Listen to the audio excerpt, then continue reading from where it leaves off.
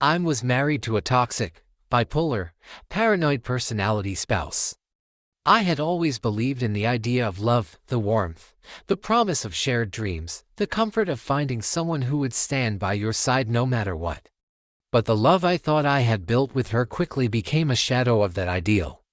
Our marriage, which once felt like a dream, slowly morphed into a nightmare that I couldn't escape from. When we first met, she seemed perfect for me. She was vibrant, full of life, and seemed to share my passions, my ambitions. Her energy drew me in, her laughter felt contagious, and I found myself lost in the glow of what seemed like an ideal relationship. She was confident, charismatic, and had a magnetic presence that made me feel as if I was the only person in the world who mattered to her. But soon, the cracks began to show. At first, they were subtle small changes in her mood, fleeting moments where the woman I thought I knew seemed to disappear.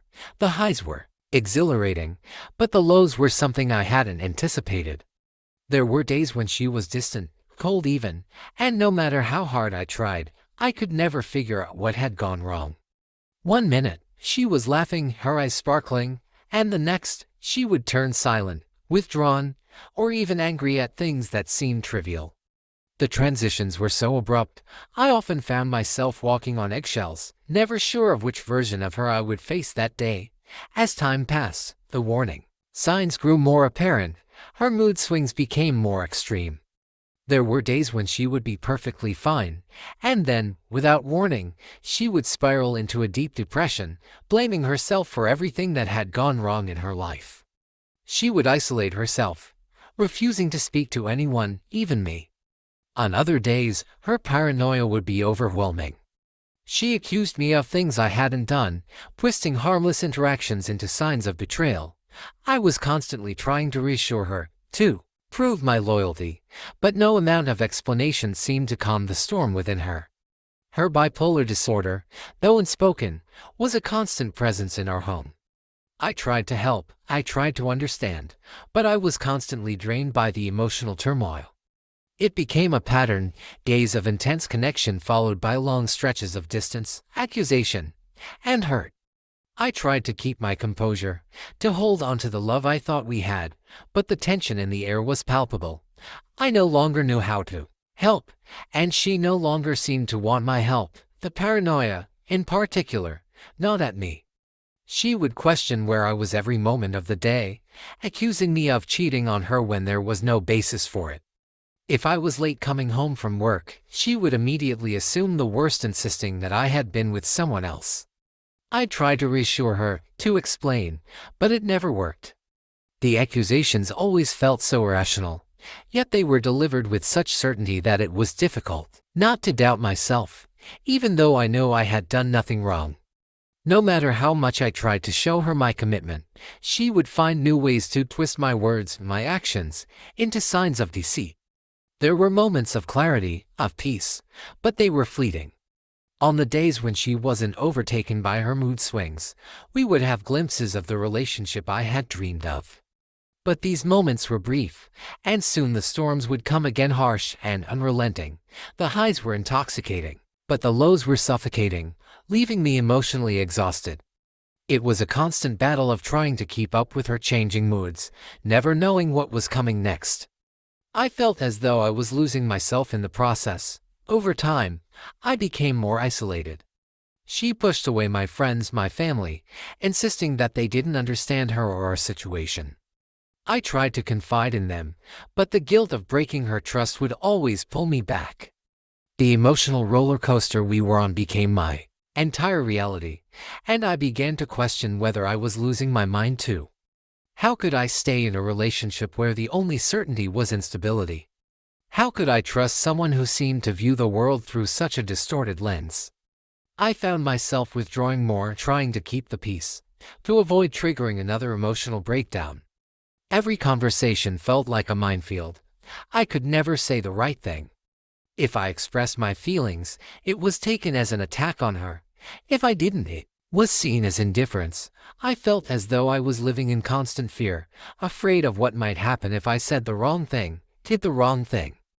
The woman I loved had become someone I barely recognized, someone whose actions no longer made sense, whose moods were impossible to predict. I tried to make it work. I tried to be patient, to be understanding. I read about bipolar disorder, tried to educate myself on the challenges she faced, and I offered her support. But the truth was, no amount of love or support seemed to be enough. She would seek help for a while, but then, inevitably, the therapy sessions would stop, and we would fall back into the same cycle. There were times when she would promise to get better, to change, and for a fleeting moment, I would believe her, but the promises never lasted. The pattern would repeat: good days followed by explosive fights, love followed by accusations, peace followed by paranoia. The emotional weight of it all began to wear me down. I felt like I was drowning, unable to reach the surface for air. I felt trapped, torn between my desire to be the supportive partner and the reality that I was losing myself in the process. I loved her, but I couldn't continue living in this toxic cycle. I was no longer the person I had been when we first met. I had lost my sense of self, my confidence, my peace. I had tried so hard to be everything she needed, but in doing so, I had neglected the most important person in the relationship, myself. Eventually, the tipping point came. The emotional abuse, the constant instability, and the toll it took on my mental health became undeniable. I couldn't keep pretending that everything was fine when it wasn't. I had to make a choice: to stay in a relationship that was slowly destroying me, or to leave and try to rebuild my life. It wasn't an easy decision, but deep down, I knew I couldn't continue living in this constant state of turmoil. Leaving was the hardest thing I'd ever done. I felt guilty, torn between the love I still had for her and the recognition that I had to save myself.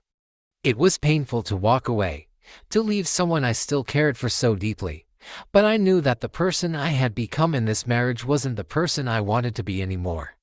I needed to find myself again, to regain my peace, and to heal from the emotional wounds I had carried for so long. As I left, the weight lifted from my shoulders, but the grief still lingered. I had invested so much into this relationship, so much hope and love, and it was hard to accept that it was over.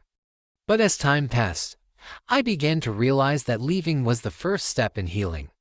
I had given everything I could, but sometimes love isn't enough to heal the wounds that run deep. I learned that it's okay to walk away when staying means sacrificing your own well-being. That it's okay to choose yourself, even if it feels like giving up on someone you once loved. Because, sometimes, love isn't about fixing the other person, it's about knowing when to let go for the sake of both your own heart and theirs. The months that followed were a blur of emotional healing and self-discovery. The silence of the house, once filled with tension and anger, was now deafening, but in a way that allowed me to breathe again. The space I had given myself became a refuge, a place where I could reflect on everything that had happened without the constant strain of trying to make something work that wasn't meant to be. It was as if I had been holding my breath for years, and now I could finally exhale. The guilt didn't leave immediately. It lingered, sometimes creeping up on me when I least expected it. I questioned whether I had done enough, whether I could have been more patient, more understanding. The memories of the love we once shared were still there, haunting me, reminding me of the person I had fallen in love with before her mental health issues took over. But those memories were also coupled with the harsh reality of what I had lived through: the cycles of manipulation, the fear, the emotional drain that I had allowed myself to endure for far too long. I started seeing a therapist, hoping to unravel the tangled mess of emotions I had inside me. It was in these sessions that I began to realize the extent of the damage the marriage had done to me. I had allowed myself to lose my sense of identity, to lose my confidence, all in an attempt to manage the chaos that had consumed my life. I had spent so much time trying to keep her happy, trying to be the person she needed me to be, that I had forgotten how to be the person I was before her. I was lost, disconnected from who I was, and it became clear that rebuilding myself was going to take time. As the therapy sessions continued, I started to understand how deep the scars ran. The way I had become hypervigilant, constantly anticipating the next emotional outburst, the way I had learned to walk on eggshells, never knowing when things would spiral out of control. I began to realize how much of my emotional energy had been devoted to managing her condition, to ensuring she didn't unravel in front of me. I had become a caretaker, not a partner, and I had allowed myself to be swept away by the intensity of it all. It was liberating, in a way, to finally acknowledge how much of myself I had sacrificed. But it was also painful to confront the reality that I had stayed in a toxic relationship for so long, convincing myself that I could fix it, that love could somehow heal her. But no amount of love can heal someone who isn't willing to heal themselves, and I had learned that the hard way. As I began to reclaim my independence, I also began to rediscover parts of myself that had been buried.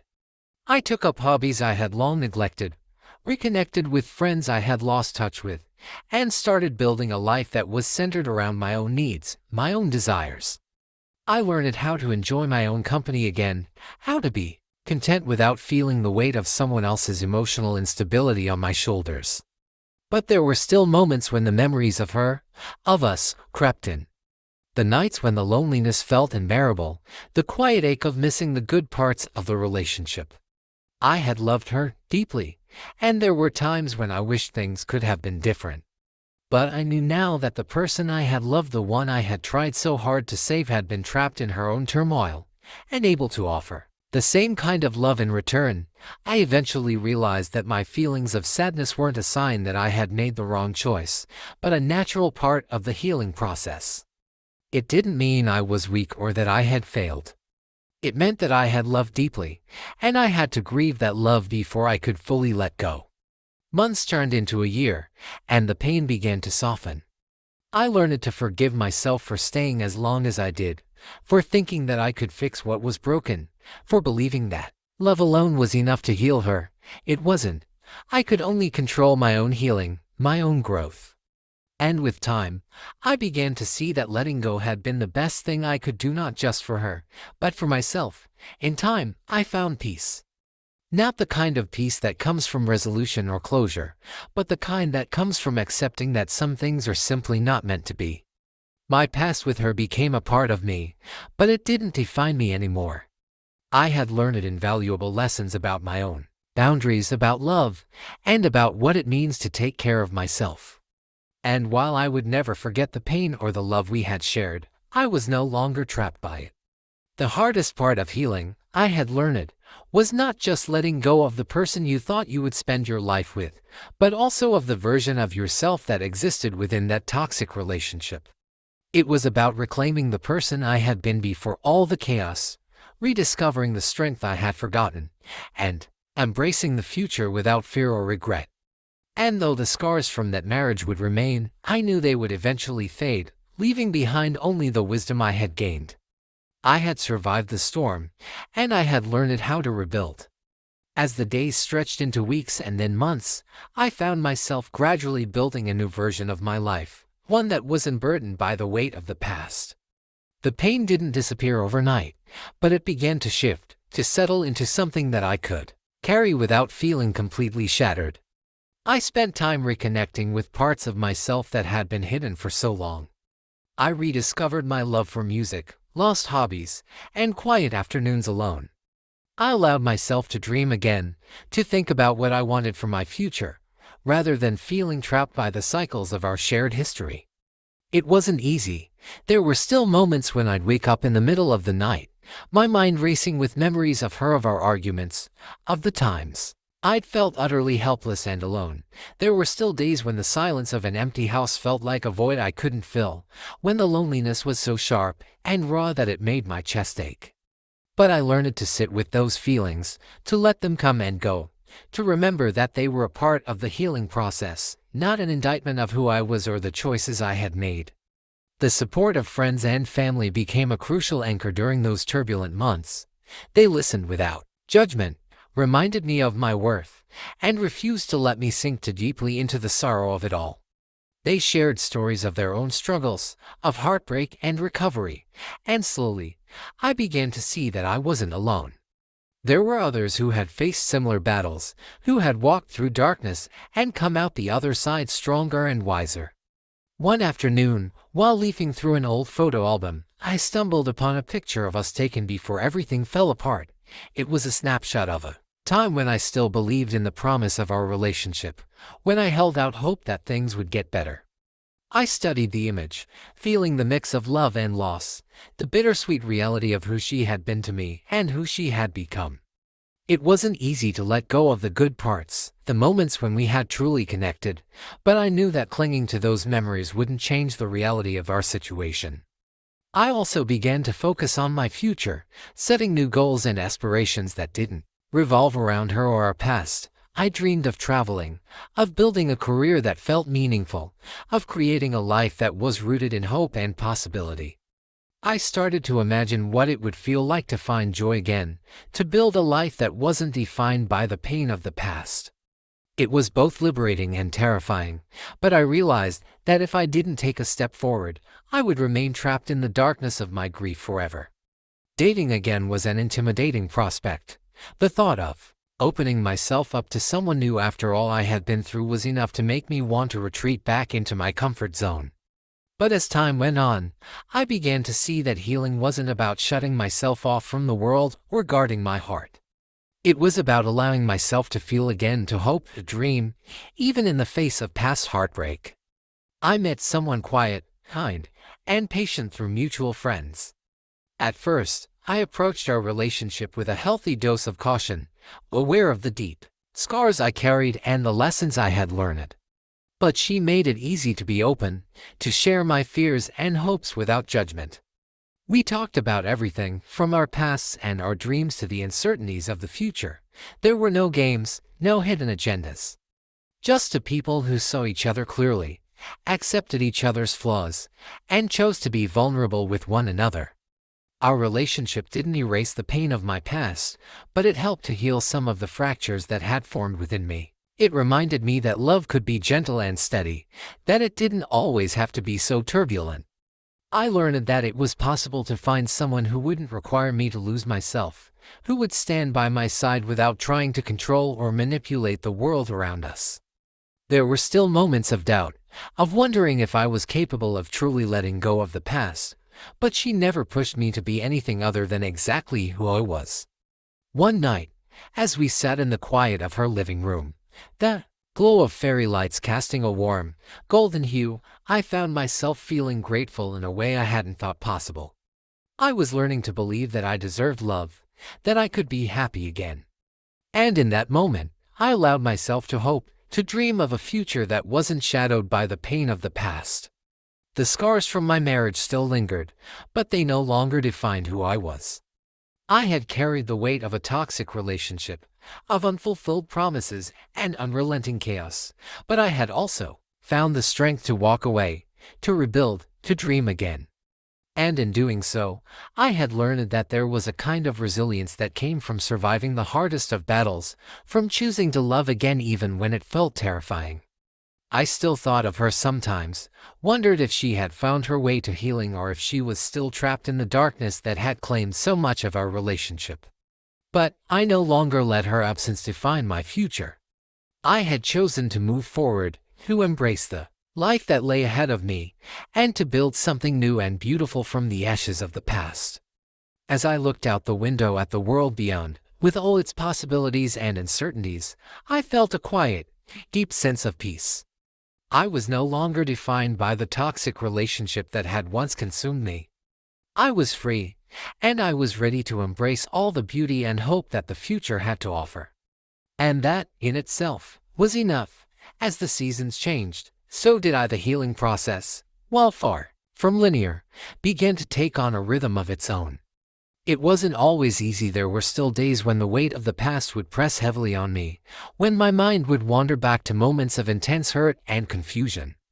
But I no longer felt overwhelmed by them. I had learned how to let those memories come and go, without allowing them to dictate the course of my life. I took pride in the small victories, waking up without a sense of dread, going about my day without the haunting echoes of my previous life. I began to appreciate the peace that came with solitude, with moments of quiet where I didn't have to anticipate an emotional storm or brace myself for an argument. For the first time in years, I began to feel like myself again, slowly shedding the layers of emotional exhaustion that had clung to me for so long. Even more than the absence of chaos, I began to understand the beauty of a stable, healthy relationship. The woman I was now with this new chapter in my life was a reminder that love, true love, could be calm, steady, and comforting. There were no games, no wild emotional swings, no expectations that I would rescue her from herself. It was simply two people who wanted to be in each other's lives, supporting one another with kindness and understanding. I learned what it was like to feel truly seen again. I wasn't a fixer, I wasn't a caretaker, I was simply a partner. And that distinction, though small, was monumental. The realization that I didn't have to sacrifice my own well-being for the sake of someone else's healing was liberating. For years, I had been conditioned to believe that my worth was tied to what I could give, to what I could offer others. But now, I realized that my worth was inherent. It wasn't based on my ability to save someone or fix what was broken. It was enough to just be. The doubts that had once clouded my judgment began to dissipate. I began to see a future where my happiness wasn't contingent on anyone but myself. I didn't need to rely on another person's mood swings to define my own emotional state. I could be independent, strong, and fulfilled on my own. That realization gave me an immense sense of freedom. For the first time in a long while, I felt like I had control over my own story. It was also around this time that I began to open up more about my past. I was hesitant at first, unsure of how much of my history I should share with my new partner. But she encouraged me to be open, to share the parts of myself that I had kept hidden for so long. And so, little by little, I began to speak about the marriage I had left behind, the pain, the emotional toll, the way I had lost myself in it all. There were times when it felt difficult to revisit, but there was also a sense of catharsis in doing so. I had carried those burdens for so long, and sharing them with someone who understood, who didn't judge, felt like another step in my healing process. Through this vulnerability, I began to rebuild trust not only in others but in myself. I learned that it was okay to be imperfect, to have scars, to have stories that weren't always neat or easy to explain. In fact, I came to realize that those imperfections were part of what made me who I was. They were a part of my journey, and they didn't define me, but they had shaped me into someone stronger, more resilient, and more capable of building a healthier, more loving future. Months turned into years, and the pain of my past marriage slowly faded into a distant memory. Though the scars remained, they were no longer raw and jagged. Instead, they became a part of the tapestry of my life, woven into the fabric of my experience. They no longer had the power to control me, and I had made peace with the fact that my first marriage was a chapter I would never forget but would never allow to define me. I had learned that it was okay to walk away when something wasn't right, to choose my own mental and emotional well-being over the weight of a toxic relationship. I had learned that love should be nurturing, not draining. That it should build you up, not tear you down. And in this new chapter of my life, I had found a love that was supportive, patient, and steady, qualities I had longed for but had never truly known until now. In the quiet moments, I reflected on how far I had come. There was a sense of gratitude that came with understanding how far I traveled from that broken person who had been lost in the emotional turmoil of the past. I had reclaimed my own life, my own peace, and I had learned how to truly love again, not just others, but myself. And in doing so, I realized that the future held infinite possibilities. I wasn't just surviving anymore, I was living. I had weathered the storm of my past and had emerged stronger, wiser, and more capable of creating the life I had always dreamed of. And though there were still moments when the past crept in, when memories would momentarily surface, I knew now that I was capable of handling them, of facing them without being consumed by them. I had built a foundation of strength and resilience, and nothing would take that away. I looked forward to the life I was creating, not just with my partner, but with myself. The best part of it all was knowing that I had the power to choose my path, and for the first time in years, I walked forward with confidence, ready to embrace all the beauty that lay ahead.